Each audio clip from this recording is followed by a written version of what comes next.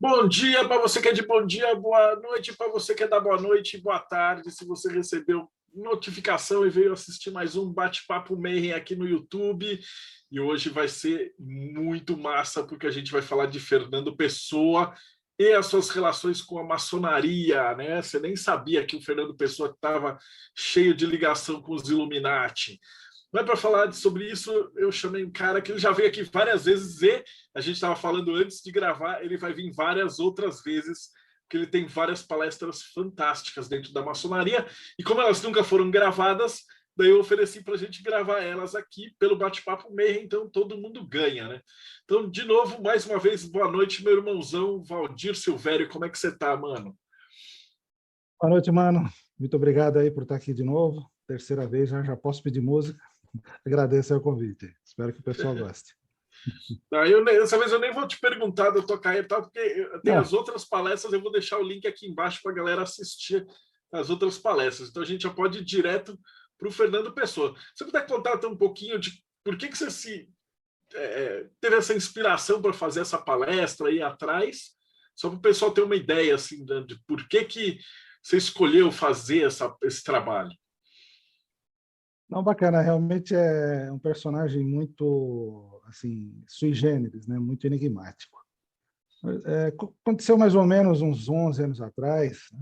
2010, um fráter aí também muito antigo da MORC, ele foi na minha loja falar sobre... O tema não era Fernando Pessoa, era sobre a tradição esotérica ocidental. Só que, assim, além de ele ser um palestrante fantástico, né? Acho que hoje ele deve estar com quase 50 anos de ordem, né? Que é o Fábio Mendia, eu vou até mostrar aqui que eu usei a bibliografia dele. Ele falava, né, da história, né, da tradição do Ocidente e tal, e daqui a pouco ele falava um trecho de um poema do Fernando Pessoa, assim, de cabeça. E, assim, chegou um momento que ele falou um poema inteiro. Eu falei, nossa, eram poemas, assim, realmente você parava de pensar, falei, meu Deus, realmente tem a ver com o que ele está falando aqui, né? E a voz dele sempre ecoava, né? Eu me lembro de um poema que me marcou muito, né? Essa época que era um poema que chamava Monstrengo, né? E nesse poema ele era muito, se repetia muito o número 3, né? Então eu me lembro que ele chegava e falava, olha, de quem são as velas de onde roço, né? De que quilhas que eu vejo e ouço, né? E rodou 3 vezes o monstrengo, né? Um negócio assim. E 3 vezes no leme as mãos ergueu. Eu estou lendo, tá? Não estou de cabeça. E 3 vezes o leme repreendeu. E disse no fim de tremer 3 vezes. Aqui o leme sou mais do que eu. E ficava repetindo 3, 3 e 3, né? Com a voz dele, que era uma voz assim, ecoava assim, né? No anfiteatro. Falei, nossa, e 3 e 3. Né? Então me marcou muito. Eu falei, poxa, eu nem sabia que Fernando Pessoa, né, tinha a ver, né? Poeta. E eu nunca me tinha me interessado até então, porque eu sou engenheiro, né? Então nunca, não sou especialista em literatura e eu tenho dificuldade com português, né, por ser da área técnica, né? Mas um personagem que você começa a estudar é fascinante, assim.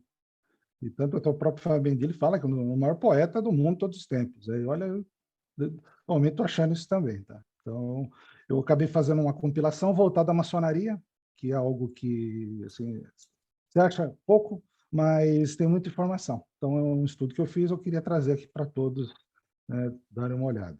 Então, eu vou estar aproveitando para compartilhar minha tela. Maravilha, pode ficar à vontade e Tá. tela é sua. Legal. Estão todos vendo, né? Então, vamos lá. Então, conforme o Marcelo comentou, nós vamos falar de Fernando Pessoa, né, e sua ligação com a maçonaria. E também eu vou, de quebra, falar de uns poemas ocultos, né? São poemas que foram descobertos aí 20, 30 anos, né, atrás. Né? Então, nós estamos falando aí de mais de um século de história, mas são poemas que até hoje permanecem ocultos, né, ocultados, para o pessoal lá da literatura, que só estuda as obras antigas de Pessoa e acaba não entendendo que existe um mundo muito mais vasto a respeito desse autor. Okay? Então, vamos lá. Só para mostrar algumas fontes que eu utilizei, né? Tem um site muito interessante aqui, que é o Arquivo Pessoa, do Multipessoa. Todas as obras dele estão lá, né? Todas não, porque ainda muita coisa ainda não foi descoberta, eu vou explicar mais para frente. Descoberta sim, mas não divulgada, porque existe um baú aí com milhares de trabalhos ainda deles que estão sendo catalogados. Mas essa bibliografia básica, né, é um livro interessante aqui, de um irmão chamado Ricardo Shoa, a relação dele com a maçonaria e a defesa que ele fez da maçonaria, isso vai ser interessante, e que as obras do Frater Fábio Mendia, né, inclusive um livro que ele fez, e um artigo que é baseado na tese de doutorado dele. Né? Então, quando ele, em termos de Rosa Cruz e Fernando Pessoa, é assustador que sabe, eu nunca vi. Vamos começar, então, com uma frase bem interessante que ele fala do próprio poeta. Né? Ele fala que ele, como poeta, né, ele sentia isso internamente. E ele falava que o poeta era um fingidor. Finge tão completamente que chega a fingir a dor que devera sente. Então ele contava essas dores, né, durante a poesia. A gente vai entender por quê. Realmente, a poesia, para ele, foi algo que transcendeu. Não era só na mente objetiva. E uma frase que é interessante que nós podemos atribuir, não só Fernando Pessoa, mas todos os buscadores que ousaram a falar em épocas meio trevosas. Né? Então, essa frase é o seguinte: em épocas diferentes, muitos mestres do passado tiveram que negar sua espiritualidade, conhecimentos místicos, esotéricos e até científicos, né, por viver em tempos de intolerância, fanatismo e ditadura de governos e de religiões, que mantinham as pessoas nas trevas da ignorância. Então, é uma época que ele viveu. Né? Ele nasceu no século XIX, 1888, né, uma data auspiciosa, né, a Ordem Cabalística da Rosa Cruz e a Golden Dawn também iniciaram no mesmo ano. E é um século, né, diferente dos outros. Né? Quando você vê lá o século XVII, né, com Rosa Cruz, tentando buscar aquela espiritualidade da Renascença. Depois vem o século XVIII, né, com aquele ateísmo, materialismo, né, do iluminismo. E o século XIX ele já começa a equilibrar. Né? Então, nós temos dois lados aqui. Um lado aí você tem aí, o escocês, né, surgindo, que ele tem esse fator mais gnóstico, cabalístico, né, comparado ao rito de fundação da maçonaria, em 1717. Temos Allan Kardec, Eliphas Levi, Blavatsky, enfim, diversas sociedades aí, como a Rosacruciana em Anglia, Oswald Wirth, o Papus, enfim, estou botando alguns personagens, são centenas e centenas aí que estão ligados à tradição, né? Alex Crowley, Spencer Lewis, Fernando Pessoa, né? Estamos em 91, já no final, né, do século de martinista. E interessante ver que no contraponto nós temos a parte da ciência também, né? Com Charles Darwin, Louis Pasteur, Graham Bell, Edison, Tesla, Marie Curie, Rutherford, Einstein, Niels Bohr, né? Assim, todas essas mentes brilhantes da ciência e do lado uma correspondência, né? Dessa parte mais espiritual. Então é um século bem interessante de ser estudado. Então é nesse cenário que nasce Fernando Pessoa. E outro cenário que é importante fazer a contextualização é Portugal, nessa época, já mais no século XX, na entrada do século XX. Existe a queda da monarquia em 1910, então veio com um certo atraso, se comparar com o Brasil, que é em 1889. Então, nós temos o Dom Manuel II, ele cai, e esse golpe aí acontece a Primeira República. Então, inclusive até com uma tentativa de separar a Igreja do Estado, que acaba não acontecendo. Porque, né, lógico, Portugal e Espanha são uns países extremamente católicos, né? Então, é algo bem difícil de acontecer, né? Somente, né, com a reconquista, né, da Península Ibérica e tal, né, o povo ali da península, tanto portugueses quanto espanhóis, se tornaram muito arraigados, né, muito fanáticos aí pelo cristianismo. Mas houve essa tentativa. Porém, em 1926, existe a queda da República. Então, um intervalo aí de 16 anos, cai, né, o presidente Gomes Costa, existe um movimento chamado 28 de Maio, existe uma ditadura militar, então tem-se o segundo golpe aí com o Marechal Oscar Carmona, e é chamado, né, entre aspas, aí, de Revolução Nacional. Então, coisa de 15 anos, né? Então foi um período extremamente... E, lógico, no meio disso, Primeira Guerra Mundial, né, que também exacerba aí todos os valores e, enfim, todos os ânimos possíveis. E já na sequência, em 1933, é o Estado Novo, né, onde Salazar, ele era, na verdade, um ministro da ditadura passada, e ele acaba, né, era tão famoso, né, que era o ministro da Economia, ele acaba meio que dando continuidade a essa Revolução Nacional, só que como um ditador. Então, temos o salazarismo, que acaba, né, voltando com esse viés religioso, e acaba vigorando até 1974, com a Revolução dos Cravos. Então, o que nós passamos no Brasil ali de 89 até mais ou menos 1930 ali, né, com o Estado Novo Brasileiro. Então, o que nós temos aí em 40 anos, Portugal teve em 15, 20 anos, né? Foi algo bem mais intenso. E é nesse contexto que Fernando Pessoa estava, né? Trabalhando em jornal, né? Um pouco de publicidade, escrevendo livro, né? E aí que ele vai acontecer o que nós vamos mostrar aí, que ele acaba tomando partido da maçonaria. Então, vamos falar um pouquinho de Fernando Pessoa, né, que nasceu em 1888, faleceu em 1935, né, e se matar o nome completo dele. Então, foi educado na África do Sul, numa escola católica irlandesa. Então, ele aprendeu inglês, ele era fluente em inglês, porque ele acabou de estudar lá na África do Sul. Inclusive, os primeiros poemas foram nesse idioma. Então, quando o jovem ele presenciou a morte do pai, de irmãos pequenos, né, que acaba influenciando também, alguns dizem, no teor das obras, né? Isso que é a posição oficial quando você estuda literatura, né? Nós vamos ver que também teve algumas outras coisas, algumas experiências místicas que podem ter corroborado com isso. E como Camões, né, um dos mais importantes poetas da língua portuguesa e figura central do modernismo português, né? Então também participou do movimento modernismo, que nós tivemos no Brasil em 1922, mas lá teve aí com 5, 6 anos de antecedência. Então, trabalha como crítico literário, crítico político, editor, jornalista, publicitário, empresário e astrólogo também. Ele era muito bom em astrologia. Foi um poeta lírico nacionalista, né, cultivando poesia voltada aos temas tradicionais de Portugal, né? Então, ele escrevia muito sobre a terra dele, ganhou prêmios em relação a isso daí. E muitas coisas que ele fazia reflexões sobre o eu profundo, né? Inquietações, solidão, tédio, né? Então, ele tem um poema chamado Tédio, né? Onde ele fala, né, o que ele sentia, né? Então ele mostrava muito esse lado interior dele, né? Bem interessante. Faleceu dia 30 de novembro de 1935, e o laudo seria uma cirrose hepática, né? Com 47 anos de idade. Existem outras teorias que falam que foi uma pancreatite, né? Enfim, até eu mesmo, depois de estudar um pouco a história dele com mais profundidade, pelo contexto que eu vou explicar para vocês, até depois eu vou tentar. Tem algumas desconfianças, né? Ninguém fala nada, mas no período que ele viveu aí, tanta intolerância, né? Não sei se ele foi vítima aí do governo da época. Ele teve 18 obras póstumas, 4 heterônimos principais. Uns dizem que são mais de 80, outros falam que já foi mais de 100. E estudos recentes, né, feito pelo brasileiro José Paulo Cavalcante, filho, né, da Academia Pernambucana de Letras, aponta 127 pseudônimos, heterônimos e semi-heterônimos, personagens fictícios e poetas e mediúnicos.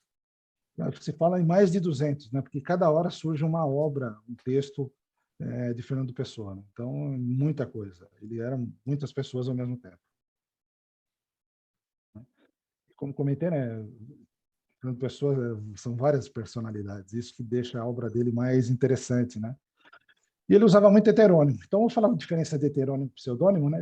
O pseudônimo, como a própria palavra diz, assim, você faz uma obra e bota outro nome de outra pessoa, tipo, para você não ser descoberto. Então, é um texto seu, você bota outro nome, acabou. A essência é sua, o nome muda. Já o heterônimo, não. Acaba sendo até mais complexo, né? Porque esses heterônimos assumiam até posicionamentos diferentes, escreviam de maneira diferente. Tinha mapa astral para cada um deles, né? Com seus humores e características próprias, né? Inclusive, fala-se que tem um dele, na data de que faleceu, que é o Alberto Caeiro, que é um deles, né? O falecimento deu de acordo, inclusive, com o mapa astral. Isso é bem interessante frisar.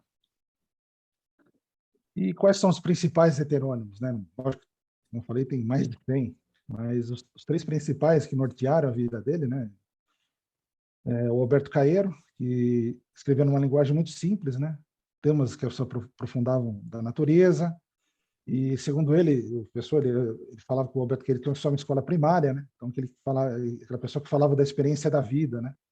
E aí considerava, inclusive, o mestre dos seus outros heterônimos, né? E, segundo o mapa astral dele, lá, ele acabou morrendo de tuberculose em 1919. Né? Ele matou o heterônimo dele, né? Entre aspas. Teve o Ricardo Reis, que já teve uma educação clássica, né? Formado em medicina, defendia a monarquia, assim como Pessoa, né? Morreu defendendo a monarquia. Dono de uma linguagem culta, de estilo neoclássico, né? Então, imagina, então já viveu no Brasil depois que a monarquia caiu, então ele escrevia como se fosse o Ricardo Reis. E o Álvaro de Campos, que era um engenheiro, formado na Escócia, falava inglês, né? Uma educação inglesa, né? Então, ele tinha a frustração de nunca ter exercido a profissão. Então, obra repleta de pessimismo, intimismo, né? Simbolismo, coisa decadente, até futurista, né? Em alguns momentos. E tem um pseudo-heterônimo também que é importante, que ganhou importância recentemente, né? Que é o Bernardo Soares. E por quê? É por causa do livro, um livro que se chama Desassossego. É um livro que sempre quando ele é relançado com novos textos que vão surgindo. Né? Então, ele era um ajudante de guarda-livros, né? Que então, projetou, inclusive, algumas características. Né? E o Fernando Pessoa que falava, não, o Bernardo Soares, realmente, como o Fernando Pessoa, só que sem o amor. Né? Como assim, né, sem o amor? Né? Uma pessoa retirando o amor. É bem estranho isso daí. E autor do livro do Desassossego. Né? Então, quando comprar o livro escrito Bernardo Soares, né? Na verdade, lógico, já vem hoje escrito que é o Fernando Pessoa, né? E na época ninguém sabia, né? Até lembra, né, quem é do martinismo, já ouviu falar do martinismo, né? Você sabe que Louis Claude Saint-Martin, ele escrevia sob o pseudônimo, né, de filósofo desconhecido, né? E no caso aqui o Fernando Pessoa ia além, né? Então, tinha personalidades próprias, estilos de escrita e literários distintos. Né? E só para a gente também tentar entender um pouco mais da mente do Fernando Pessoa, ele deixou um bilhete, né, como se fosse um currículo vitae dele, né, falando da vida dele, que eu vou mostrar para vocês. Né, que, como se fosse né, escrito aqui em máquina da datilografia. Né, e lembrando que a máquina de datilografia tinha surgido aí no final do século XIX. Né. Então, ele fala que ganhou o prêmio da Rainha Vitória de estilo inglês na Universidade do Cabo da Boa Esperança, né, 15 anos de idade. Então, ele era muito contundente em termos de ideologia política, né? Ele falava que era monarquista, porém ele considerava que era inviável no momento, né? Devia ter plebiscito, tal, enfim. Ele se considerava um antirracionário. A posição religiosa, né? Que também é algo que era entrava muito em conflito com a sociedade da época, né? Que ele se considerava um cristão gnóstico, então oposto a todas as igrejas organizadas, sobretudo a Igreja de Roma, né? Vocês estão vendo o texto original, né, do português daquela época, fiel por motivos mais adiante implícitos, né, tradição secreta do cristianismo, que tem íntimas relações à tradição secreta de Israel, né, a Santa Cabalá, e com a essência oculta da maçonaria, né? Apesar que nós vamos ver aí, ele nunca falou que era maçom, inclusive falava que não era, né? Mas depois a gente vai discutir, será que era, será que não era? Então, eu tenho minhas dúvidas. Posição iniciática, ele falava que era iniciado por comunicação direta de mestre a discípulo, nos 3 graus menores da parente extinta, né? Ordem Templária de Portugal, né? Uma ordem que até hoje ninguém sabe se existiu ou não. Mas ele falava que era membro dessa ordem. Posição patriótica, né? Ele falou que era partidário de um nacionalismo místico, né? Ele queria abolir toda a infiltração católica romana. Então, até adepto ao sebastianismo novo, né? Dom Sebastião era um rei de Portugal que foi no norte da África lutar lá, no final da época medieval lá, e nunca mais voltou, né? E como o corpo não foi encontrado, ficou aquele mito. E o mito foi tão forte, né, que ali em Canudos, né, o José o Conselheiro, né, que estava liderando as tropas, né, contra o Império Brasileiro, ele falava que o Dom Sebastião ia aparecer também para ajudar. Né? Então, é uma figura bem interessante. Então, ele tinha esse lema, né, nacionalista, e falar tudo pela humanidade, né, nada contra a nação. Ele se considerava anticomunista e antissocialista, né, porque, imagina, em 1917 teve lá na Rússia, né, teve a queda da monarquia e a Revolução Russa, então, acho que segundo Fernando Pessoa, ele não concordava, né, com o que foi feito, imagino pela violência que foi. E algum resumo, né, de considerações, né, ele falava até de ter sempre na memória o mártir Jacques de Molay, né, grão-mestres templários, né, combateram a ignorância, o fanatismo e a tirania, né, seriam seus 3 assassinos. Então, ele tem muita ligação muito forte com os templários também. E na vida pessoal dele, ele teve uma namorada conhecida, né? Depois descobriu cartas, né, que ele tinha contato com uma inglesa e tal, mas acho que foi algo bem superficial, mas com a Ofélia Queiroz, ela faleceu em 91, inclusive, não tão longe. Foi uma namorada dele, assim, que foi bem marcante, né? Onde tem algumas cartas, né, dele, né, que então, mostra, né, o afeto que ele tinha por ela. Ele falava, né, quando passo o dia inteiro, né, sem ver meu amorzinho, cobre-me um frio de janeiro, no junho do meu carinho. Falando que junho lá é quente na Europa, né? Muitos beijos, muitíssimos do teu, muito teu, Fernando. Então, ele tem uma relação muito forte com ela, porém, apesar de não ter casado. E, assim, tem um poema dele sobre amor que é bem interessante, assim, muito próprio, né, do estilo Fernando Pessoa de Sena, porque ele fala que todas as cartas de amor, né, são ridículas, né? Não seriam cartas de amor se não fossem ridículas. Falou, também escrevi, em meu tempo, cartas de amor, como outras, ridículas. As cartas de amor, se há amor, tem que ser ridículas. Mas, afinal, só as criaturas que nunca escreveram cartas de amor que são ridículas. Então, ele é um estilo bem próprio de Fernando Pessoa. Ele não se casou com a Ofélia, apesar de ser amor muito forte, né? E ele acabou escrevendo, né, explicando o motivo, né? Um trecho da carta, né? Esse daqui. O meu destino pertence a uma outra lei, cuja ofelinha, né, que ele tratava ele como ofelinha, né, nem sabe, está subordinado a cada vez mais a obediência a mestres que não permitem nem perdoam. Então, enfim, né, alguma ordem, né, que ele fazia parte, né, o que será que acontecia aí que ele tinha que se dedicar, né? Dizem que Fernando Pessoa, inclusive, dormia 2 horas por noite, assim como Napoleão, né? E ele produzia tanto, né, tantos textos que depois voltava depois, fazia de novo, continuava. Era dia e noite escrevendo, né? E lógico, né, esse lado místico que ele tinha, né? Em cartas enviadas para a tia dele, ele dizia, né, que quando olhava no espelho, ele via com frequência os heterônimos. Então, todos esses, né, o Caeiro, o Ricardo Reis, né, apareciam para ele, onde ele conversava, né, pelo menos entrava em contato, né? Inclusive as feições mudavam. Ele falava que via outras feições. E o poeta também participou de sessões espiritualistas em sua casa, né? Tem experiências mediúnicas através de escrita automática, né? A mão mexendo sozinha, né? Costumava ter visões astrais, né? Sendo capaz de ver auras magnéticas semelhantes a imagens radiográficas. E essa mediunidade exerceu uma forte influência em seus escritos, né? Então, ele falava que sentia, né, subitamente pertencendo a outra coisa, né? Tendo sensações curiosas no braço direito que erguia no ar sem a sua vontade. Coisa que é importante citar, né? Inclusive tem a foto ali do lado direito. Ele gostava de beber mesmo, né? E, inclusive, tem um texto que um amigo dele falava, poxa, Fernando Pessoa, você é uma esponja. Ele falou, não sou uma esponja, eu sou uma sala de esponjas, né? Ainda com um anexo do lado cheio de esponjas. Ele bebia muito mesmo, né? E sabe-se, né, que ele também era fã do absinto, né?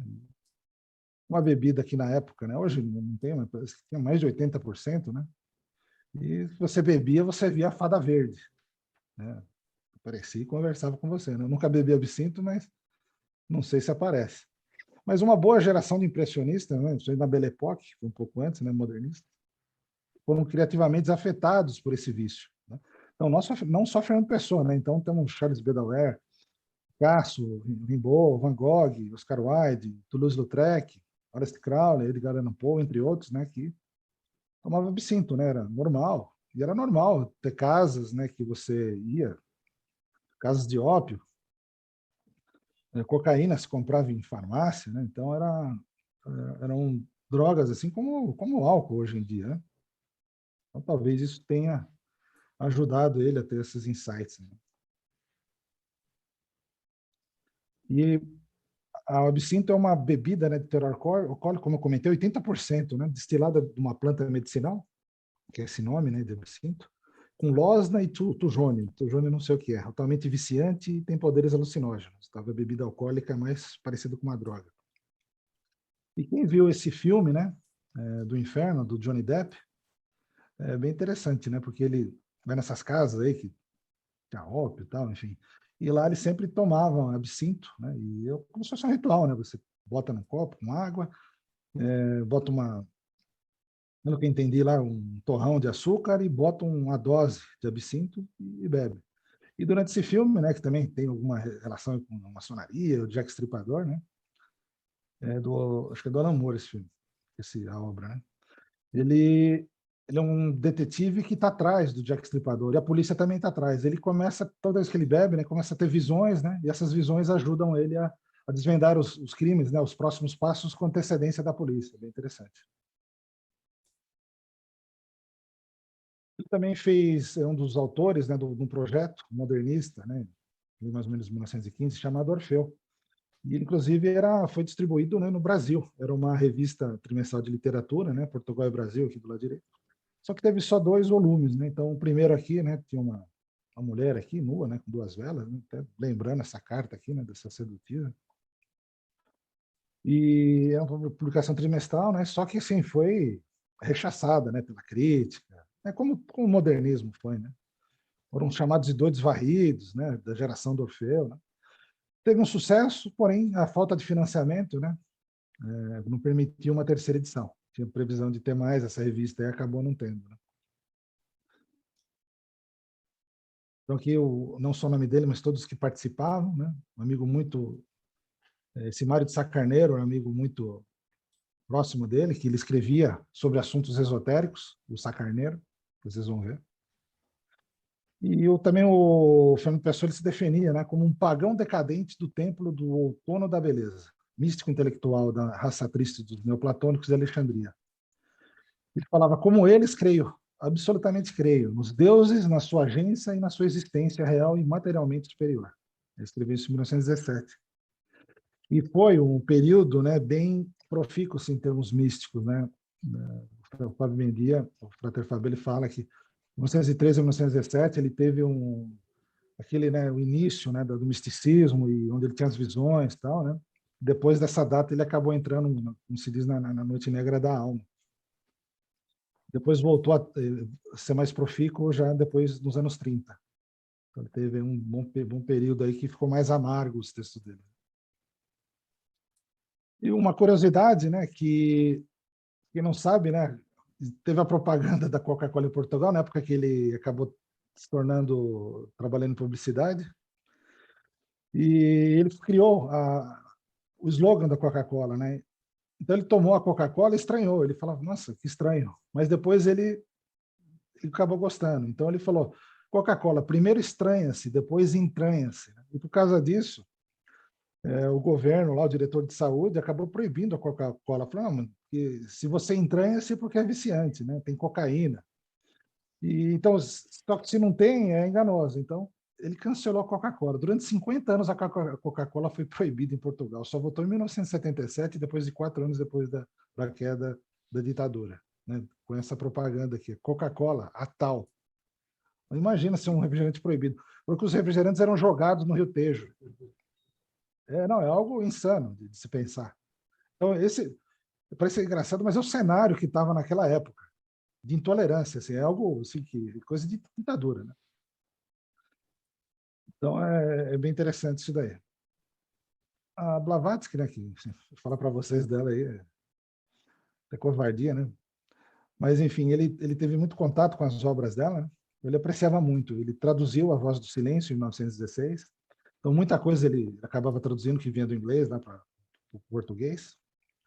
E numa carta, né, do Sá Carneiro, aquele amigo dele, né, que também era muito ligado ao misticismo, esoterismo, né? Ele falou, estou outra vez presa de todas as crises imagináveis. Estou psicamente cercado. Tive que traduzir livros teosóficos, né? Ele falou que não conhecia tal, e daí ele falou, abalou-me a um ponto que eu julgaria hoje impossível. E a carta continua. O caráter extraordinariamente vasto dessa religião, filosofia, né? Vai continuando a carta, né? De conhecimento superior, extra-humano, né? Isso perturbaram-me muito, né? Essas obras teosóficas. Né? Coisa idêntica me aconteceram há muito tempo sobre os ritos e mistérios do Rosa Cruz.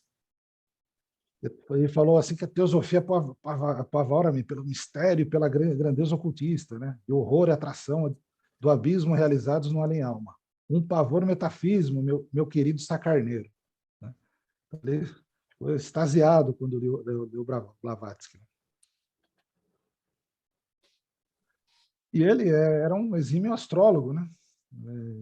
Além do mapa astral que ele fez o dele, e também fez mais de 1000, né? Ele fazia para cada heterônimo, né? Isso que é bem interessante. Então, ele foi o que introduziu Plutão às cartas, né? E tinha influência direta, né, desse planeta, né? Também no próprio mapa astral, né? De desbravador, de novos mares, né? Enfim. E falou que ele tinha até um método, né? O jeito de calcular era diferente. Não sei de onde que ele tinha descoberto uma fonte lá que ele calculava de uma outra forma, né? Que era mais precisa. Ele nasceu, então, às 15h20, né? Tinha ascendente de Escorpião e o Sol em Gêmeos, né? Então, estamos falando de um geminiano aí.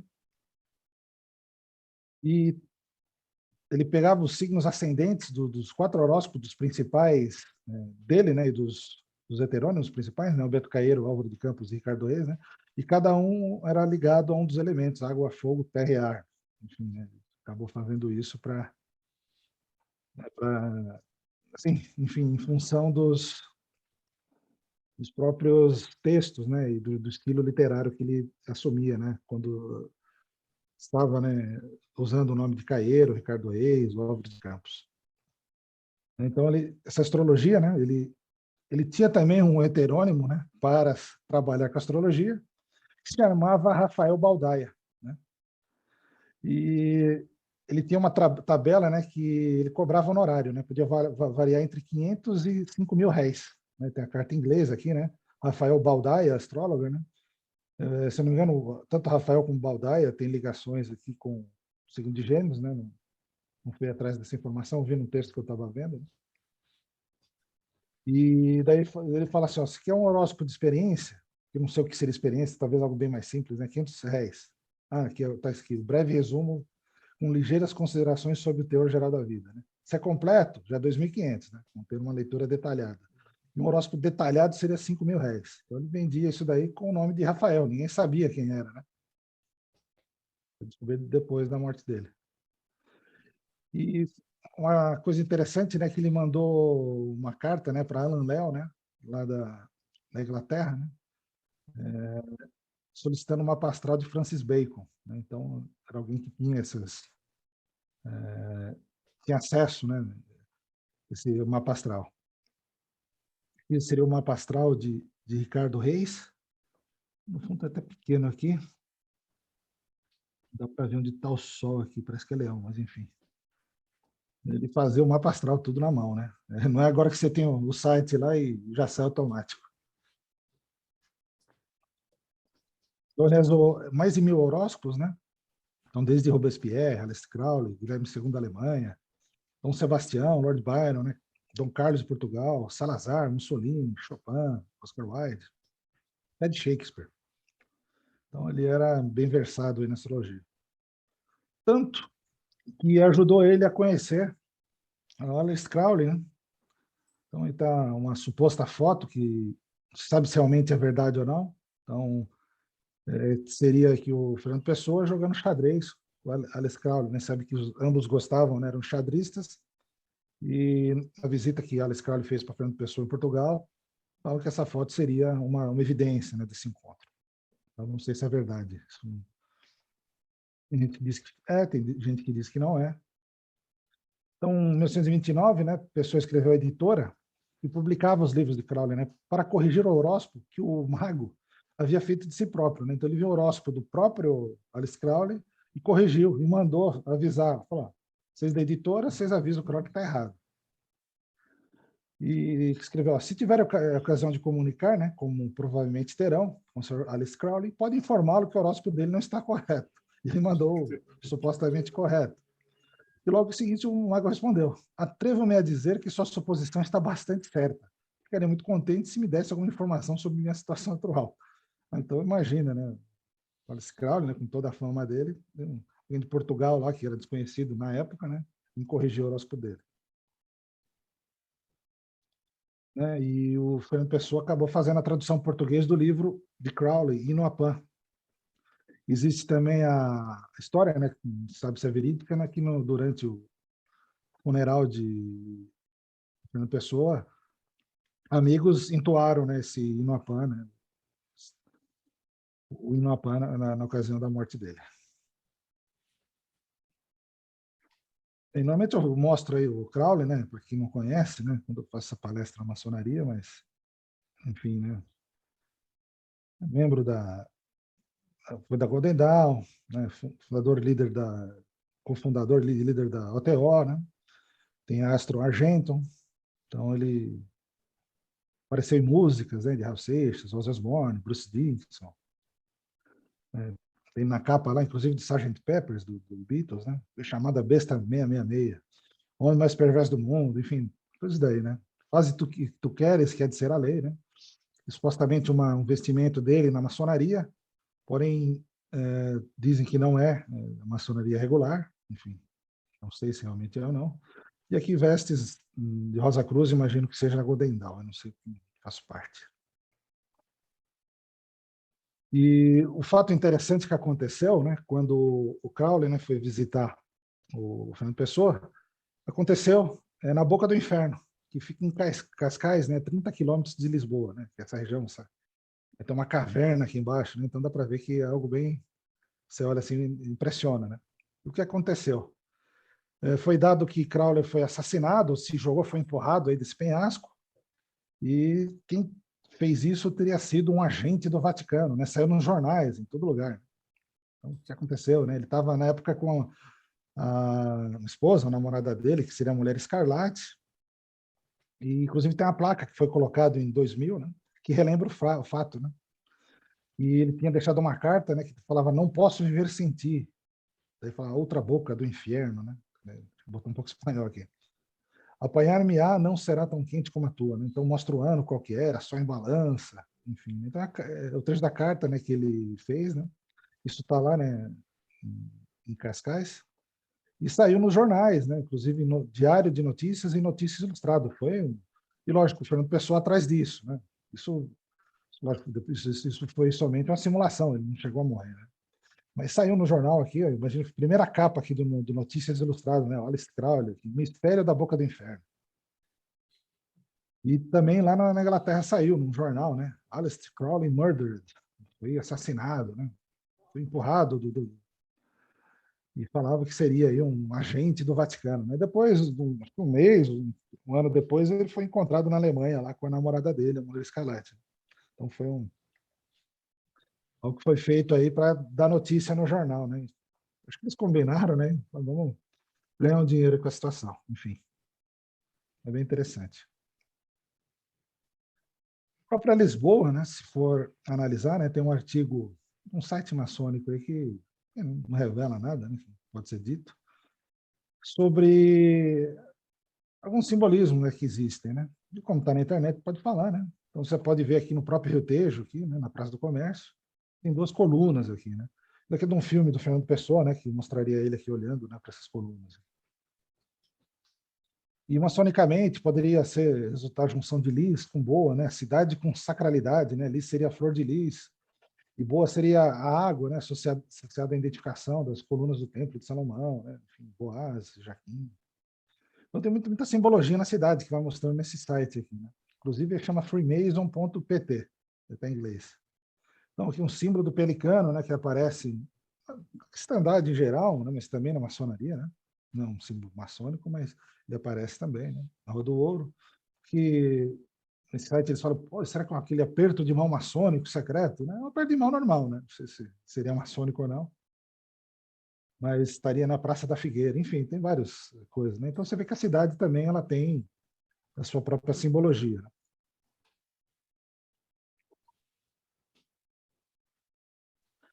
Eis que acontece em 1935 um fato aí que acaba mudando, né? Assim, o jeito que as ordens iniciáticas se relacionam com o governo, né? De um jeito extremamente brusco, né? E de forma intolerante. O deputado José Cabral, né? Que é esse daqui, dá para ver o naipe do sujeito, ele é autor de um projeto, né? Contra associações secretas, né? Chama Projeto de Lei número 2, apresentada, né? Em de janeiro de 1935. Então, durante o Estado Novo português, né, que foi de 33 a 74, assim como feito na Alemanha de Hitler, foi criado um projeto de lei que determinava confisco dos bens, prisão e perseguição dos seus associados, adotando medidas especiais contra a infiltração dos mesmos no funcionalismo público e nas Forças Armadas, né? Então, ele não explicitava que era maçonaria, né? Mas, assim, o que teria ali? Então, o Fernando Pessoa vai explicar, cara, é maçonaria, ele fala. O Fernando Pessoa ele vai tomar as dores e vai partir para cima, assim, de forma assim, extremamente corajosa e inesperada.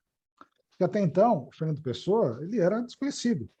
Ele, em 34, foi o primeiro livro que ele tinha lançado em língua portuguesa com o nome Fernando Pessoa. Ele falava, né, sobre Portugal, então foi muito elogiado, né? As outras obras eram Caeiro, eram os heterônimos dele, né? Foi descoberto depois da morte dele. Então ele não tinha fama nenhuma na época. E depois, né, depois que todo mundo foi em cima, assim, uma parte da imprensa, né, que não era comprada, e, a própria maçonaria, né, que pediu, né, mandou várias cartas lá de crítica, né, ele acabou falando, né, que realmente era maçonaria. Ele falou: eu sei de estados que não a toleram, estado de características idênticas ao nosso, estados fortes, autoritários, norteados apenas pela noção firme do bem comum, e assim sei que a maçonaria foi exterminada pelo estado fascista que declarou incompatível com a sua própria existência. Nós temos a doutrina e somos uma força, disse Salazar, e das mesmas fronteiras com a doutrina e com a força da maçonaria. Então, primeiro ele não falou nada e depois, enfaticamente, ele foi lá na Câmara e falou que era contra a maçonaria, né? O Grande Oriente Lusitano, na época, né, que era a única organização maçônica, né, hoje a grande loja regular, né, de Portugal, também o Gol tem lá, né, só que é bem menor.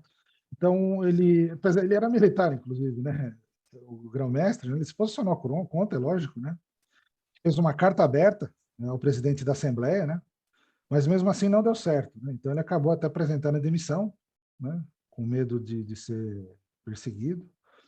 Mas ele continuou com oposição ao Estado Novo. Lançou candidatura à presidência depois, em 49, porém desistiu, né, saber de possíveis fraudes nas urnas. Isso era muito comum naquela época, né, principalmente voto de cabresto, né, como era no Brasil. Então, a maçonaria acabou não tendo forças, né? E o Fernando Pessoa acaba defendendo a maçonaria, né? Acho que eu botei como se fosse um tribunal aí no fundo, mas ele acabou fazendo isso do estilo Fernando Pessoa, né, com as letras. E ele fez algo assim que ele conseguiu burlar, foi algo assim fantástico, porque ele burlou a censura. Existia uma censura muito forte, não podia escrever nada. Ele conseguiu publicar na capa do jornal. Então era com tema assim, associações secretas, né, aqui no Diário de Lisboa, em 4 de fevereiro. Então ele pegava tudo isso, mas continuava no meio do jornal ainda. E chamava assim associações secretas, né, análise serena, né, do projeto de lei apresentado ao parlamento. E o próprio Pessoa ele via, né, no projeto de Cabral, né, um serviço à Igreja Católica, né? Ele falava que era a tripla prole do anticristo, né, o fascismo, o nazismo e o comunismo.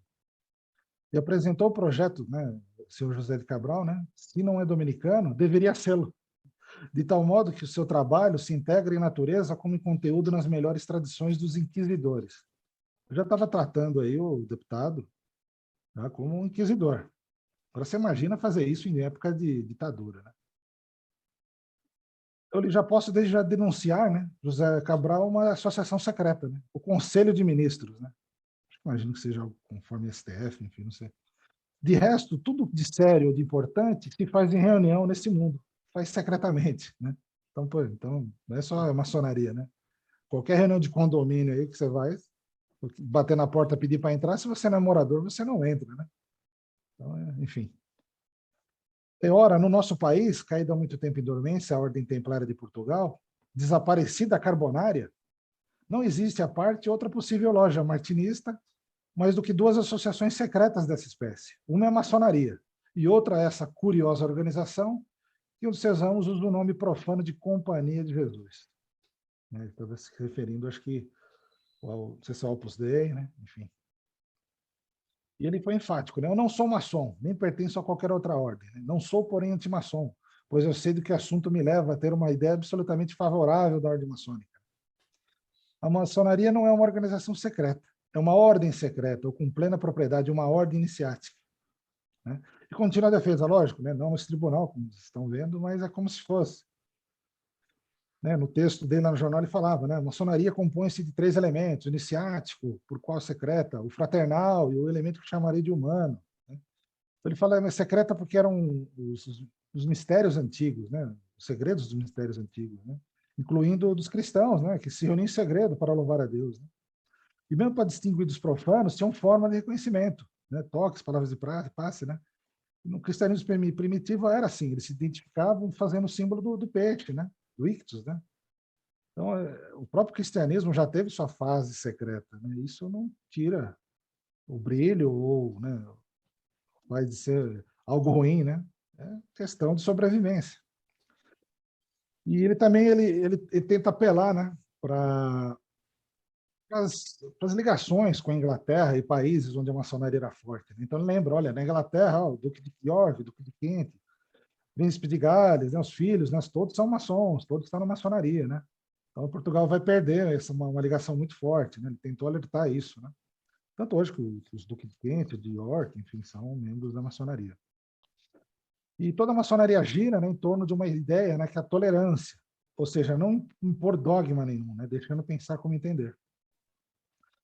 Ora, o primeiro erro dos antimaçons consiste em tentar definir o espírito maçônico em geral pelas afirmações de maçons particulares, escolhidas ordinariamente segundo grande má-fé.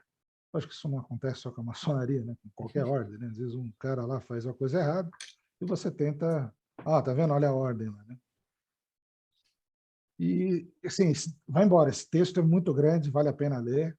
E termina, né? E várias vezes ele vai falando. Tal, tal. Daí chega no final e fala, acabei de vez. Deixe o senhor José Cabral a maçonaria aos maçons, e aos que, embora não sejam, né, viram, ainda que no outro templo da mesma luz. Deixe a antimaçonaria aqueles antimaçons que são os legítimos descendentes intelectuais do célebre pregador que descobriu que Herodes e Pilatos eram vigilantes de uma loja de Jerusalém. Olha o ponto que ele chega.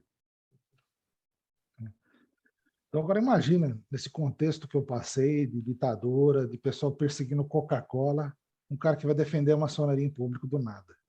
Né? Por isso que eu estou pensando, será que ele morreu de cirrose mesmo, né? Porque ele entrou na noite de um dia, né, na manhã na outra tinha morrido de cirrose. Bem, sei lá, né?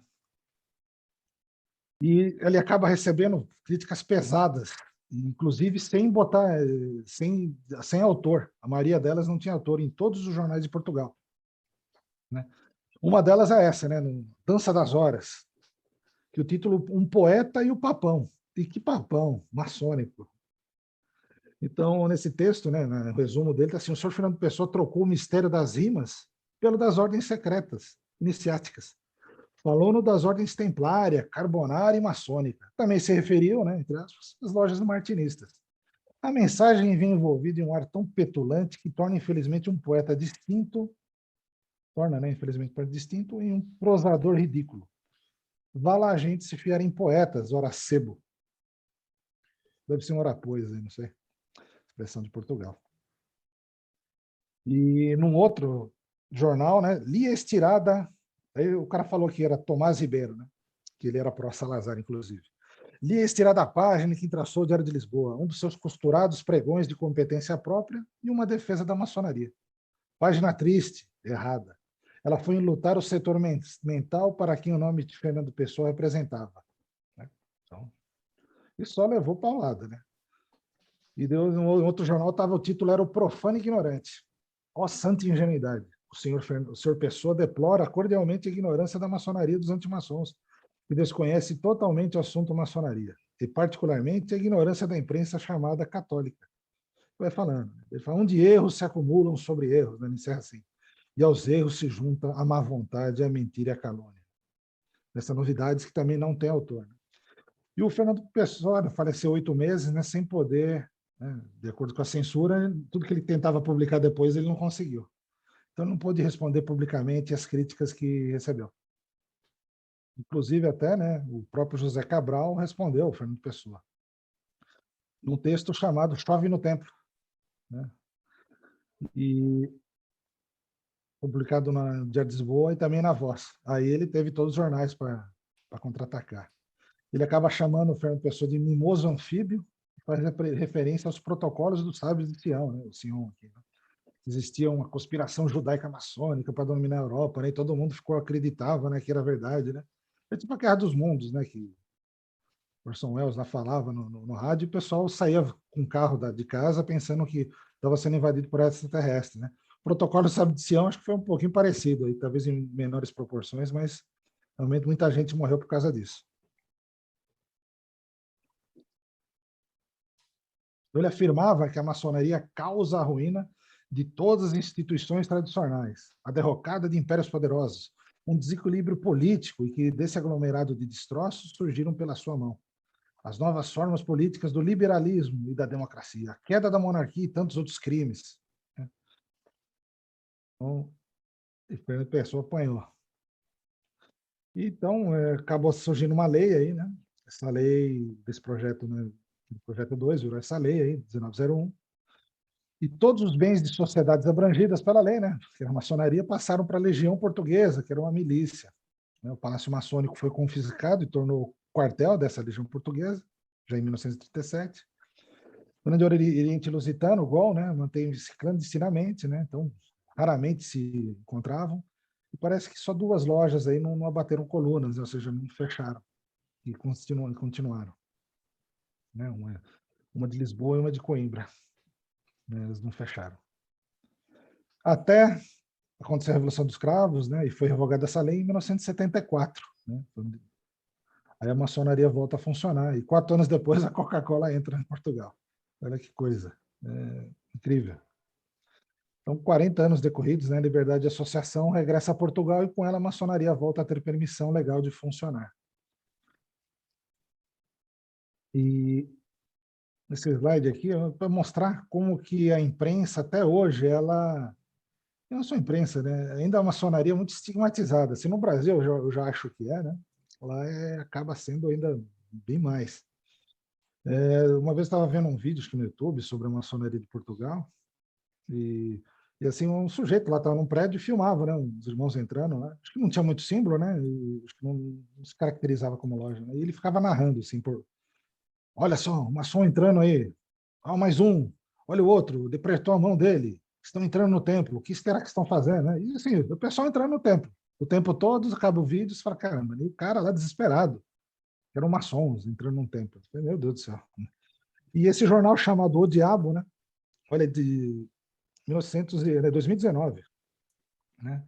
Ele tem um artigo que o amigo de maçom de Salazar. Então como eles têm um trauma muito grande, né? Assim como nós temos, né? Da ditadura que nós tivemos, né? E lá parece que é maior, até imagino. Então eles tentam jogar a figura de Salazar, que foi um ditador, a maçonaria, que ele perseguiu, né? Então ele tinha esse cara que era esse Bissaia Barreto, né? Ele era membro lá da cúpula do Salazar, e ele era maçom, né? Então, o jornal Diabo descobriu pela manchete, né, uma história de toda a gente, conhecida, né, que o Bissaia Barreto, um grande amigo pessoal de Salazar, e seu médico de confiança era maçom, ó diacho. Em resumo, né, Salazar sempre esteve cercado de maçons. Né? Até já houve quem desconfiado de qualquer resto de bom senso de sombra de prova aceitável, né?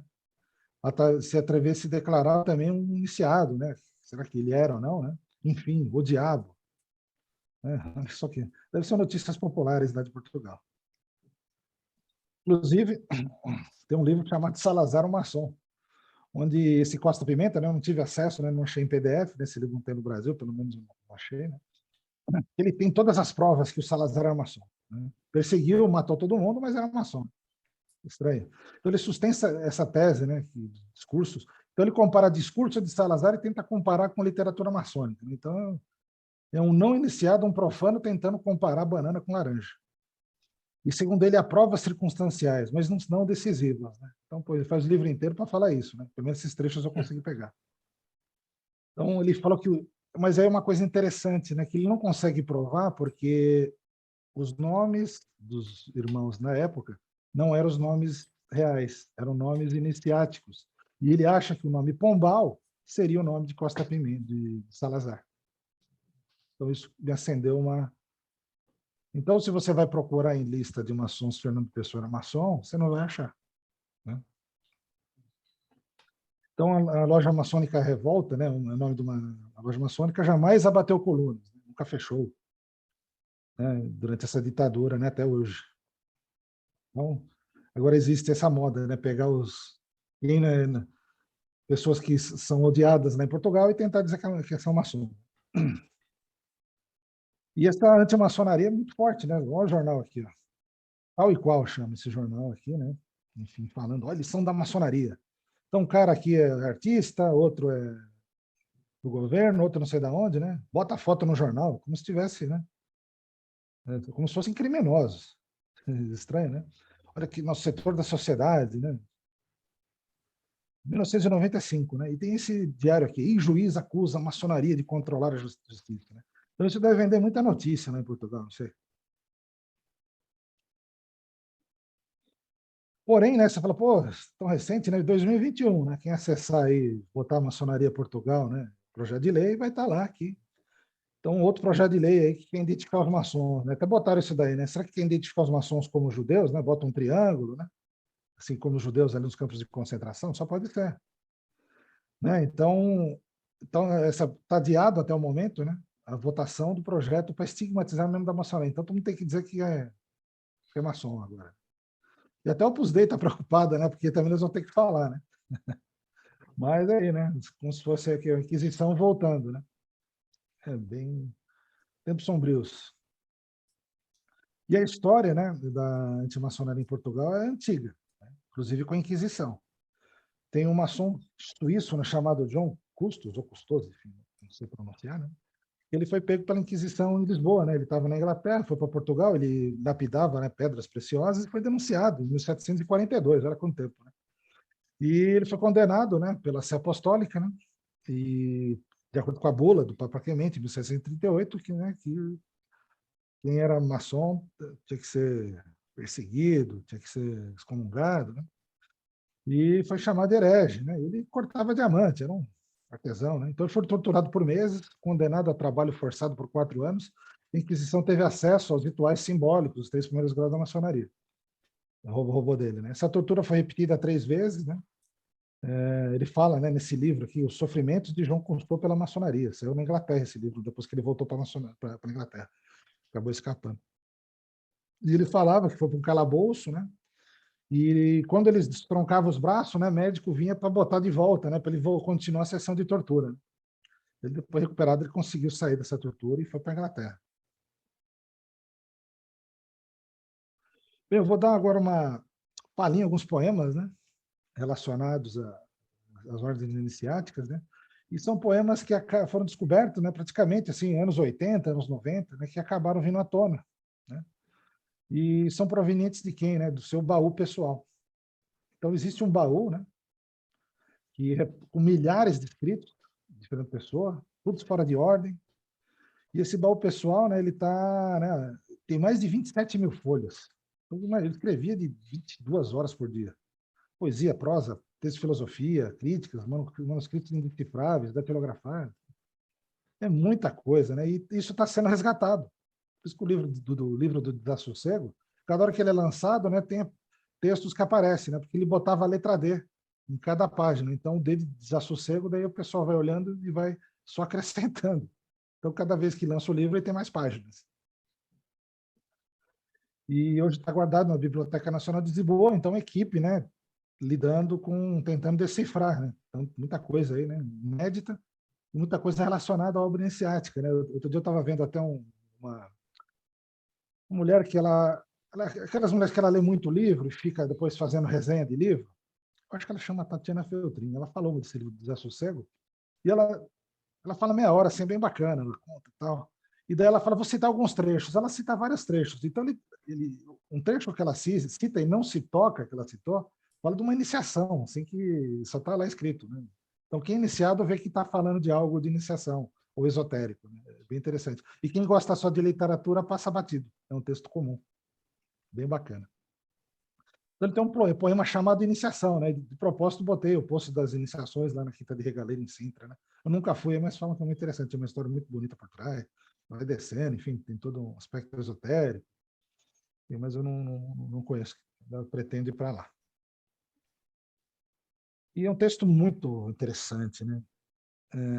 Vou botar uns trechos aqui. Ele fala assim: ó, não dorme sob os ciprestes, né? Ciprestes é uma árvore, tipo um pinheiro, aquele bem pontudo, né? Pois não há sono no mundo. O corpo é a sombra das vestes que encobrem o teu ser profundo. Vem a noite que é a morte, e a sombra acabou sem ser. Vais na noite só recorte, igual a ti sem querer.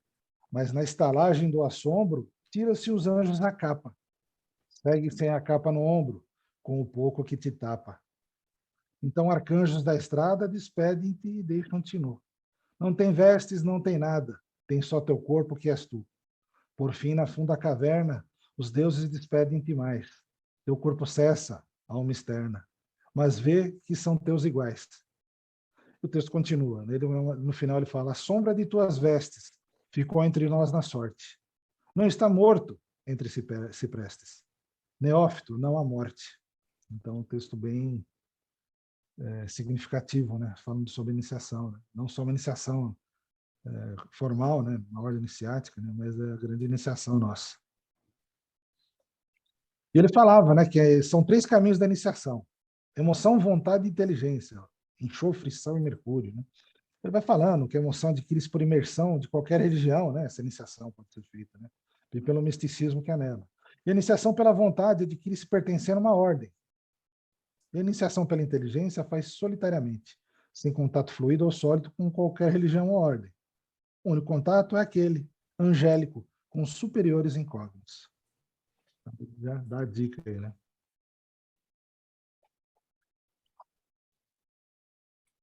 Ele vai falando, tem vários textos de iniciação, é fantástico, né? Então ele fala de iniciação simbólica, intelectual, vital, que seria o interior. E ele comenta, né, que nas iniciações simbólicas, né, que reforçam a vontade, né, que portanto conduzem a magia como realização. O candidato não passa por graus de entendimento, mas por graus de intuição. Então, quando é intelectual, né, reforça o intelecto. Então conduzem ao misticismo. Né? Ele vai explicando por vários estágios. Né?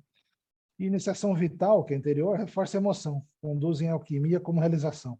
Então, o candidato vive aquilo e sente e sabe. Né? Continua, né? E ele fala de mais modos de interpretação, né? Então, mágico, místico e gnóstico. E os estádios, né? Seriam neófito, adepto e mestre. E graus de realização astral, mental e espiritual. E o que é bem interessante é que um dos poemas ocultos deles, na verdade, assim, tá tudo na internet, né? Você vai lá naquele site lá do Multipessoa lá, tem uma parte só de textos ocultos. Deve ser centenas ali, muito texto. E tem um que é ritual. Quem faz parte de ordem iniciática aqui, eu vou mostrar, não só maçonaria, mas qualquer um vai entender. Né? Então, ele mostra uma iniciação, assim. Então, ele fala quem chega mestre do átrio. Né? Lógico, eu estou botando alguns trechos aqui. Um neófito, mestre do claustro. Como o cego vem? Vem nu e pobre. Que quer? A luz, o calor e a vida. E continua na iniciação. Abriu o átrio, mestre do átrio, e que o neófito apareça entre as 2 colunas. Que trazes, mestre do átrio? Um neófito cego, nu e pobre. De onde vens? Não sei. Aonde vais? Não me disseram. Que vês? Sou cego. Que vestes? Estou nu. Então você vê uma consonância lá com o texto da iniciação. Em que crês? Né? Quem é tu? Quem és? Né? Sou nu. E companheiros do átrio, o neófito é cego, nu e pobre. Dá-se a luz, né? Porque é cego. Dá-se a veste, porque é nu. Dá-lhe a guarida, porque sabe que é pobre. Né? E cada um, R1, R2 são os oficiais. Né? Porque ele sabe que é nada. Mão sobre o coração. Né? Todo aquele aspecto iniciático, né? De ritual. Juro que pela minha alma e a vida e que tudo quanto, embora que eu não saiba, contenham ou possam vir a conter, que não desvendarei nenhum segredo desta ordem. Né? E daí chega um momento, né, que vai embora, é muito grande essa iniciação. Né? Então, vedes, meu irmão, né, o pavimento mosaico, né, a imagem daquele caos regular, que chamamos de natureza. Nele, os quadrados regulares, iguais e opostos, se personifica, simbolizando a estrutura contraditória do mundo, a noite e o dia, a matéria e a força. O corpo e a alma, o mal e o bem em todos os intuitos, o humano, o divino em todos os métodos. Sensacional, né? E no final, né, para encerrar, né, meu irmão, recebeste a palavra. O que a vida te escondeu porque é a morte, revelou-te a morte porque é a vida. Meu irmão, tudo nesse mundo é símbolo e sonho. símbolo tudo que temos, sonho tudo que desejamos. Que o Supremo Arquiteto do Universo te dê a luz e que te mostre a profundeza dos abismos, que me permita não regressar senão para ser, quando houveres de eu ser, nosso irmão, nosso juiz e nosso mestre. Ave at que vale, frater. Saudações e adeus. Então, poxa, você vai... Caramba, que nunca foi iniciado, né, uma ordem, não é possível. Ou eu fui um adepto, né? Então, muitos textos também são ligados à Ordem Rosa Cruz, né? Todo mundo aqui já conhece, até já falei dela, né? Então, só para relembrar, né? A ordem surgiu ali no século XVII com o objetivo de sintetizar o conhecimento, enfim. Então, a filosofia única. E acabou não vindo a público, né? Pela perseguição política também daquela época, né? 13 manifestos, que ela acabou soltando em 1614, 15 e 16. Né? Inclusive, tem uma palestra que eu vi recente aqui sobre os manifestos, bem legal. Essas gravuras aí se remetem, né, ao Bodas Químicas de Christian Rosenkreuz, né? O objetivo era meio que fazer uma reforma universal, né, que foi bem mal vista na época, e acabou se agravando com a Guerra dos 30 Anos. Né? Começou em 1618, foi até 1648, e com isso a ordem acabou não tendo apoio para se manter. Então acabou ficando incógnita. Então, o Fernando Pessoa ele fala muito sobre a Rosa Cruz, o símbolo da Rosa Cruz. Né? Tem até aquele adágio, né? Ad rosam per crucem, ad crucem per rosa, né? Da Rosa Cruz, da, da rosa até a cruz, da cruz até a rosa. Então, todo esse símbolo, né? Da cruz do corpo, da rosa da brochada da alma, né? Enfim, aquela simbologia, né? Que se estuda, né? E um texto que ele fala, né? Vou botar um texto rápido aqui, sobre a rosa do encoberto. Então ele fala, né, que símbolo fecundo vem na aurora ansiosa, né, aurora, né? Na cruz morta no mundo, a vida que é a rosa. Que símbolo divino traz o dia já visto, na cruz o que é o destino, a rosa que é o Cristo. Que símbolo final mostra o sol já desperto, né? Então ele começa com a aurora ali, com o sol menor, né, com a luz menor, mostra o sol já desperto, né? Na cruz morta e fatal, a rosa do encoberto. E outro também texto magnífico dele, que é enorme, né? Eu vou botar alguns trechos, que é no túmulo de Christian Rosenkreuz, né? Que é o personagem principal, né? Dos manifestos Rosa Cruz, né? E depois é encontrado o corpo do Christian Rosenkreuz, né? E, então ele fala que Deus é homem de outro Deus maior. Adão Supremo também teve queda, também como foi nosso Criador. Né? Mas só de aqui, como já de nós despertos, no sangue atual de Cristo, enfim, libertos. O adeus que morre, a geração do mundo. É quem desta alma fechada nos liberta. Sem ver, ouvimos para além da sala, né? Porque ele estava numa outra sala, né? De ser, mas como? Aqui a porta aberta, né? Daí se encontram, né? O corpo do Christian Rosenkreuz. E Fernando Pessoa ele deixa bem, termina muito bacana esse texto, né? Calmo na falsa morte a nós exposto, né? Porque o corpo do Christian Rosenkreuz está em perfeito estado depois de 120 anos. O livro ocluso, né? Que é o Liberté, contra o peito posto. Nosso pai Rosa Cruz conhece Cala. Né? Tem de outros textos também sobre a Rosa Cruz que ele fala, né? Não vou mostrar aqui. E tem um texto muito bacana, né? Que recentemente estava vendo, inclusive o Fábio Mendy, ele fez uma palestra sobre esse texto aqui, né? E o que é bacana, ele compara até um pouco com o martinismo do Claude Saint-Martin, que mostra aquela mudança de Lucrèce Saint-Martin, quando ele estava lá no Celos Coan, né, com a parte teúrgica, que ele vai para a via do coração. Então ele interpreta que foi algo parecido que teria acontecido com o Fernando Pessoa. Né? É bem forte esse texto. Morning Star, ou né, a Lua do Amanhecer, né, que botou em inglês o título, em português. Então tem 5 partes, a sexta foi encontrada depois e anexada. Né? Então ele fala assim, depus cheio de sombra e de cansaço, as armas da magia entre onde estão, os livros sacros com quem tive o laço, que da alma força a visão. Ai, não pude depor meu coração. Por mais alto que o mago sube e atinja, o comércio com os anjos que há no além, e da cor livre do além se tinja. Que mais os outros que aqui dormem têm? Que tudo o que nos fala nos engana. Por que os anjos não enganarão? Né? Vi anjos, na segunda parte, toquei anjos, mas não sei se anjos existem. Tal me achei o fim deste caminho de que me regressei, e vi que nunca sairei de mim. Vã ciência, né? Porque também a crítica aí à ciência, ainda que aqui no rito certo, os anjos certos viessem à chamada, servos da invocação que os trouxe perto, mestres do templo que lhe foi a estrada. Tracei os signos certos, invoquei. Obedeceram anjos ao que eu quis. Não, nada sou, nada fiz e nada sei. Quantos se orgulhariam do que eu fiz? Depois tem um trecho que é a morte. Como se fosse uma jornada, né? Quem me diz que não é um senhor do mundo? Um espírito que me ilude?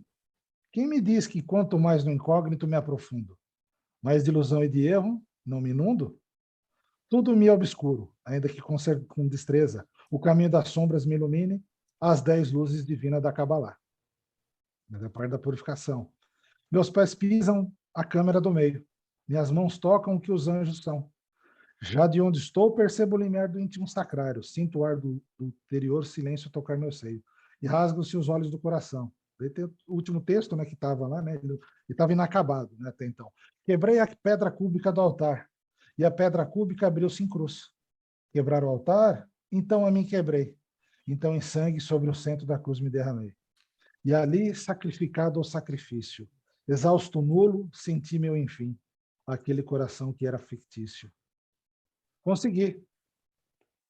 Paz profunda, meu irmão. E daí foi achado um outro texto que foi colocado como se fosse o sexto, na Ascensão, né? E o nome é Isaac Luria, né? Da Kabbalah. Né? Em nós o fogo reina, que o primeiro desejo, e depois ardendo mais, desse mesmo desejo se purifica. E o texto vai embora, tá? Eu botei o início e o fim só. Sobre ela, né? A cruz, que ele está falando muito sobre a cruz, uma época, né? A parte do trecho, ele continua, né? A luz perfeita em mim erguida, caíra numa inteira identidade, pois essa pedra cúbica partida e minha alma em luz pura resolvida. Eram a mesma coisa. Eram a vida e a verdade, né? Como se ele tivesse chegado no estádio, sei lá, de reintegração. Não é um textos aí difíceis de digerir, mas eu botei porque é aquele texto que você vai ler a vida inteira e vai continuar lendo. Muitos textos que ele fez sobre a Ordem dos Templários, né? Eu já falei isso aqui antes, né? Mas vamos dar uma lembrada, né? Ele fala muito da Ordem de Cristo, né? Então, os Templários surgiram depois da Primeira Cruzada, em 1118, né? Supostamente por 9 cavaleiros, liderados por Hugo de Payã, se ofereceram ao rei Balduíno II de Jerusalém para proteger os peregrinos, tal, que é a cidade santa, né? Ficaram por um bom tempo protegendo até que caíram em desgraça. Em 1307, eles foram presos ao mando do rei francês Filipe o Belo, ou Filipe IV, sob acusação de heresia, né? Com seu parceiro, né, o Papa Clemente V, e suprime a ordem, né, através da bula Vox Excelsior, de 1312. No 314, o último grão-mestre, queimado, né, o Jacques de Molay, inclusive, que o Fernando Pessoa ele fala sobre ele. Né? Esses dois aí são, né, os principais algozes, né, que é o Papa Clemente V e o Felipe o Belo, que morreram, né, no mesmo ano, né, e é dito que houve, né,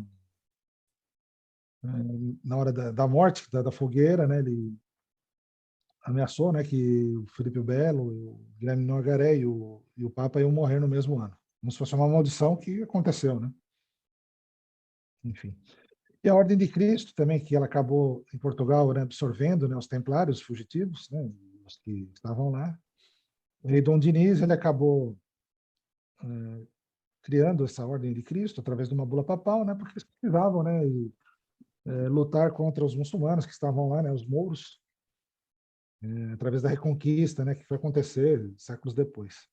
Virou uma ordem honorífica, né, o grão-mestre atual é o presidente de Portugal, enfim, né, então ela não existe mais.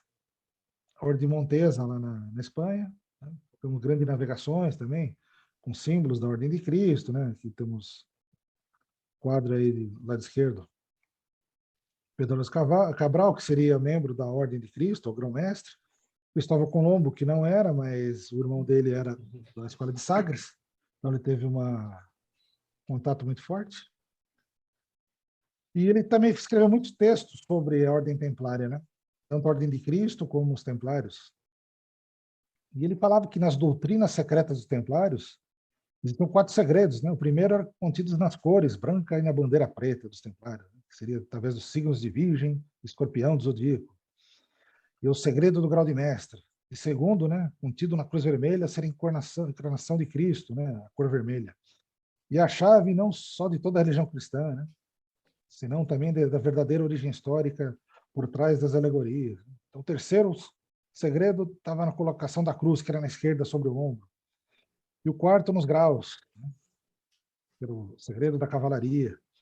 Ele fala, né, do suplício de Jacques de Molay, né, que foi queimado, e ele fala que o processo de imolação foi pelo fogo, né, pelo elemento da ordem.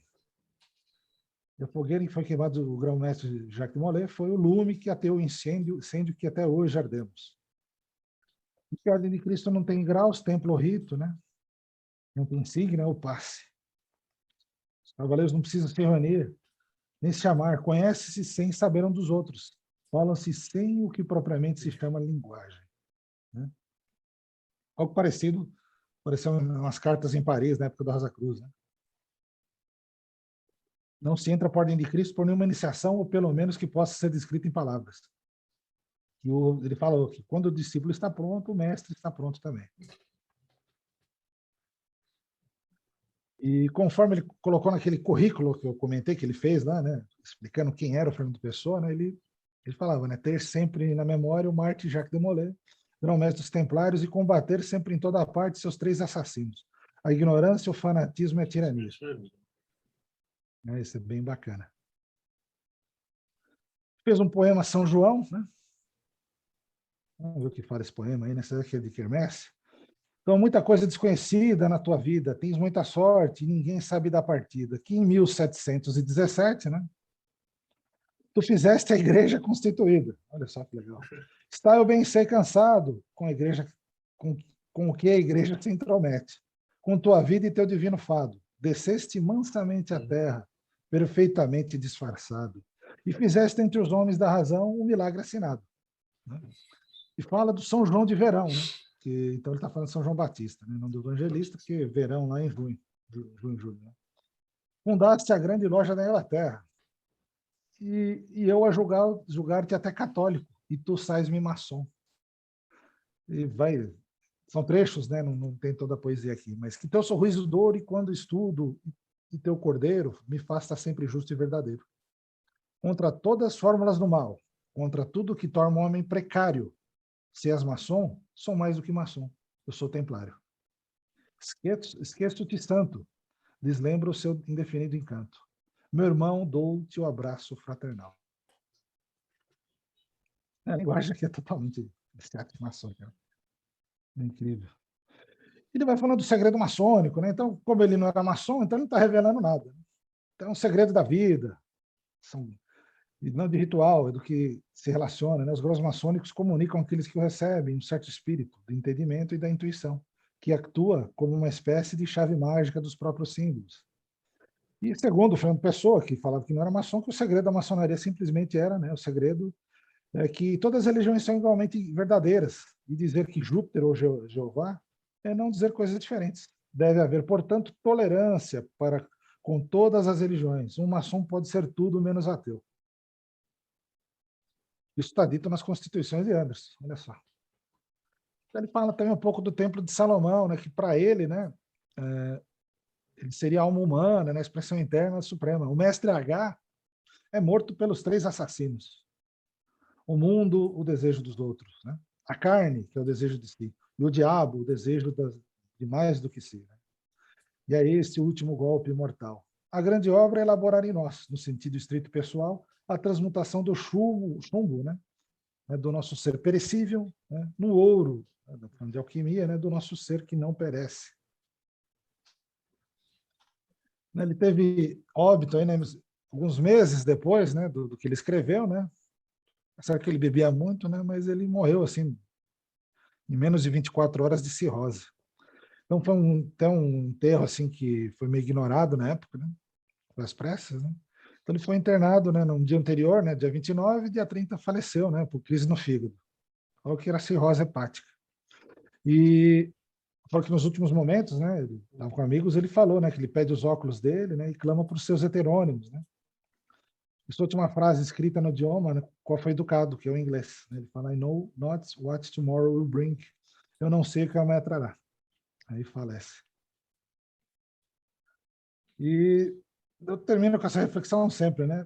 Fernando Pessoa foi maçom, ou melhor, né? Ele foi iniciado, né? Alguma ordem formalmente, né? Em relação à maçonaria, não há documento que se comprove filiação, né? Todo mundo fala, né? Hoje é moda, todo mundo fala que existe a escola autêntica na maçonaria, né? Inventaram isso, né? Na verdade, não é a escola autêntica, é uma escola documental, né? Porque, assim, se amanhã for descoberto um novo documento, pode mudar tudo. Né? Então, é uma autenticidade meio que relativa, não é absoluta. Então, não tem documento. Então, até agora, não é. Tá? Não tem prova, não tinha carteirinha, então, não tinha o sim dele lá, né? Então, não é. E ele mesmo afirmou. Então, fechou, né? Mas a gente fica pensando, né? Numa época de intolerância e perseguição, né? Os maçons não usavam os nomes reais, né? E sim iniciáticos, né? Será que alguém pegou lá e procurou Ricardo Reis, pegou Mata de Reunião? Se existe, né? Às vezes foi tudo destruída, né? Será que tem algum Alberto Caeiro, maçom? Não sei, né? Bernardo Soares. Teria sido iniciado através do heterônimo, né? Para não ser perseguido, né? É uma coisa, né? O René Descartes sempre falou que não era Rosa Cruz, né? Também se falasse ia para a forca. Mas tudo bem. Não era, né? Não tem a carteirinha. Profundo conhecimento da história e ritos maçônicos. Não só na maçonaria, né? Ele tinha um conhecimento de ritualística, hermetismo, rosacrucianismo, teosofia, maçonaria, astrologia, cabalá, gnose, templarismo e tudo mais é que tem direito. Assim, é algo que de assustar. Escreveu muitos poemas e textos exaltando a maçonaria. Afirmou ser templário, né? Uma ordem extinta em textos e poemas. E defendeu corajosamente a maçonaria publicamente, né? Falando que não era maçom, mas na capa do Jornal Diário de Lisboa. Né? Imagina, né? Sair na capa do Estadão aí e contra o governo, né? Naquela época. Sem usar heterônimos, né? Ele até então, em vida, ele teve 4 livros. Um em português e 3 em inglês, com o nome dele. O resto é tudo heterônimo. Eu descobri depois, né? Olha que estranho, né? E deixando essa reflexão aí, gostaria de encerrar essa apresentação, né? Um trecho de um texto, né? Que ele fala um poema chamado Mar Português. Que esse texto ele pergunta, né? Valeu a pena? E tudo vale a pena se a alma não é pequena. Né? E aí tá certo mesmo, tudo vale a pena se a alma não é pequena. Não é tudo vale a pena quando a alma não é pequena. Né? É se a alma não é pequena. Eu já até confirmei isso daí. Tá? Então, agradeço a oportunidade novamente. Estou aberto aí a perguntas e comentários, críticas. Agradeço ao Marcelo pela oportunidade. Vou parar aqui de... Voltamos. Olha, eu só vou te falar que em 2019 eu fui dar uma palestra de cabala lá no GOL, e lá eles têm essa característica até hoje. Então Você você foi não tem muito um lá, né? templo. Você não tem um templo, né? Então quando você entra, eles levam tudo numa mala, eles montam numa sala, seja uma sala de fundo de um restaurante, ou uma sala de uma mansão, ou um lugar lá, e eles colocam e preparam o templo lá. Então não existe templo. E outra, você não tem Caramba. nome em nenhum lugar, eles só se tratam por outros nomes e anotam, e o registro de ata e tudo é Até hoje. até hoje. E por conta dessa perseguição do Salazar. Então, hoje em dia, se você for Nossa. lá, Valdir Silvério não vai existir. Se você for iniciado, é outro nome que eles escolhem. O meu também, as Nossa. atas, tudo feito desse jeito. Aí depois a gente saiu para jantar com o pessoal, com as autoridades que tinham, e um cara importante de lá, do Grande Oriente Lusitano, a gente foi tomar café, inclusive no bar que tem essa foto do Crowley, né, com ele com o Crowley, ou não. Eu tirei Ele foto mesmo, minha não? lá Porque... também, ali. E quando a gente estava passando e descendo para sair dali do meio para ir pegar os carros e tal, ele apontou um prédio amarelo que tinha e falou assim: ó, ali no segundo andar, desculpa, no terceiro andar daquele prédio amarelo ali, era onde ficava a loja que Fernando Pessoa se reunia. Eu tirei foto e tudo e tal, guardei, mas Sim. zero provas de nada, assim, né? Fica... Mas, pô, não tem como, né, cara? Pelo amor de Cair Deus. para a gente pensar no futuro, né? Deixa eu ver se tem alguma Bacana. pergunta para a galera.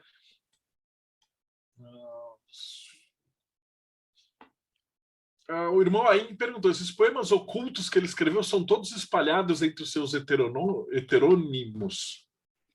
Não, aí é dele, porque foi encontrado no baú. Ele não publicou isso em vida.